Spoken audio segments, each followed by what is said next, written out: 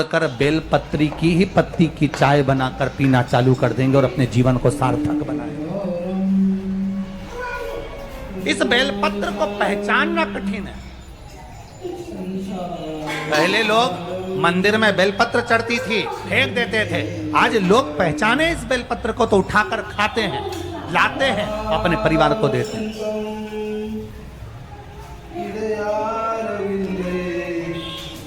एक बेलपत्र का सुख क्या है। ये नेपाल देश के वीरगंज की जो कथा है, आप लोग सुन जरूर रहे हैं, पर एक अंदाजा लगा कर बैठना, बाद में मालूम पड़ेगा कि ये कथा है। हमारे क्षेत्र में वीरगंज में कथा हुई, हमारे पास में कथा हुई, यहीं लगा हुआ था वीरगंज, और हम कथा सुनने नहीं जा पाए। आखिर कारण, अगर चले जाते तो क्या दिया उसने, वही जान सकते हैं। वो क्या देगा। सुनैना जी के घर में संतान का सुख नहीं, बड़ी दुखी, क्या करें, कहां से संतान आएगी, क्या होगा, क्या विचार करा गया, बार बार विचार। तब बहन मैना के शब्द याद आए, शिव की करी गई आराधना खाली नहीं जाती, वो मिलेगा जरूर। और हुआ। सुनैना जी के पति श्री जनक जी महाराज ने जब हल इस नेपाल देश की पावन धरा जनकपुरी में हल चलाया, उस हल के नीचे एक छोटी सी बेटी को पाया। वो बेटी कोई दूसरी नहीं थी, मेरी जानकी मैया थी, मेरी जानकी।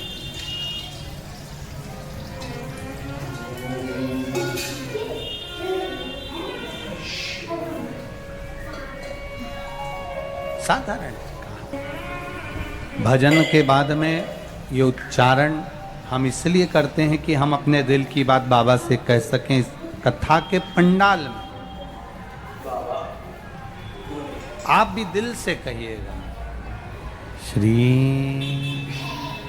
शिवा नमस्तु, श्री शिवा नमस्तु,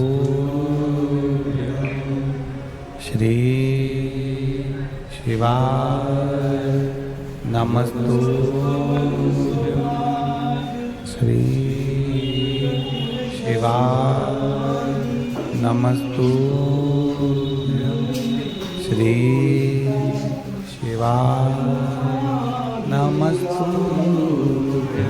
नैना जी ने जो धन्या बनकर शिव तत्व को जाना था, उसका फल ये मिला कि सुनैना जी के यहाँ संतान का सुख भूमि से प्राप्त हो। भगवान देता जरूर है। एक बात अपने भीतर उतार कर रखना, भगवान जब देता है तो छप्पर हाड़ कर देता है, और भगवान जब लेता है तो तन के कपड़े भी फाड़ लेता है। देता भी बड़ा खुश होकर है और लेता भी बड़ा जोर का है।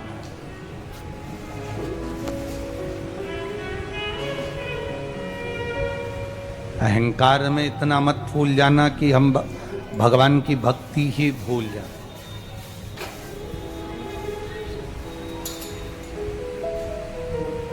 करो, घर संभालो मना नहीं, परिवार संभालो मना नहीं, कुटुंब संभालो मना नहीं, आपका पूरा घर, दुकान, व्यापार, व्यवसाय, परिवार सब कुछ संभालो। पर भगवान से ये भी प्रार्थना करना, जैसे आज खेतान परिवार पर भोलेनाथ जी आपने कृपा करी है, ऐसी कृपा हम पर भी करना कि हम भी अपनी कत्तर पीढ़ी को एक बार पार उतार सकें। ऐसी करुणा, ऐसी दया आप हमारे ऊपर करना कि हम भी जीवन में एक बार तो शिव महापुराण की कथा का रसतत्व ग्रहण कर सकें।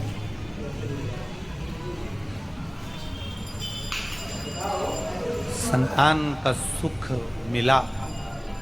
जनक जी के हाथ जमीन से, भूमि से हल चलाते समय माँ पार्वती जी, माता जानकी जी प्रकट हो। अब विचार करिएगा जरा कथा की ओर, जरा विचार करिए। भूमि में से प्रकट हो गई, जमीन में से।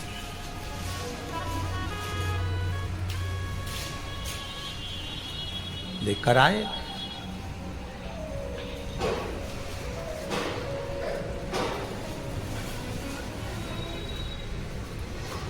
कोई आपसे पूछे कि सीहोर वाले गुरुजी ने ये संख्या 39, 40, 41, 42, 43, 44 और 45 जिसमें वर्णन किया गया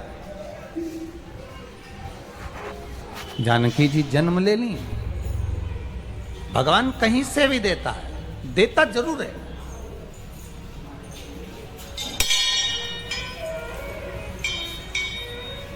कहीं से भी पूर्ति करेगा, करेगा जरूर।